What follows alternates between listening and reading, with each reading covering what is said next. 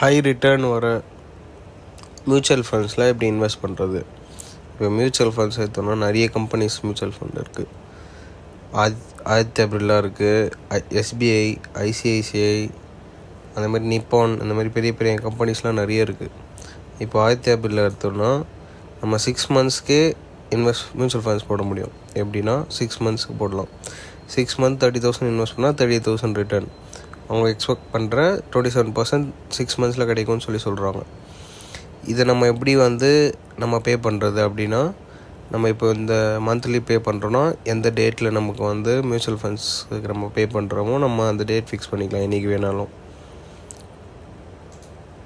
நம்ம டிமேட் அக்கௌண்ட்டில் காசு ஆட் பண்ணுறோன்னா அவங்க இந்த கம்பெனியில் எடுத்துருவாங்க. நம்ம அக்கௌண்ட்லேருந்து டிமேட் அக்கௌண்ட் ஆட் பண்ணணும்.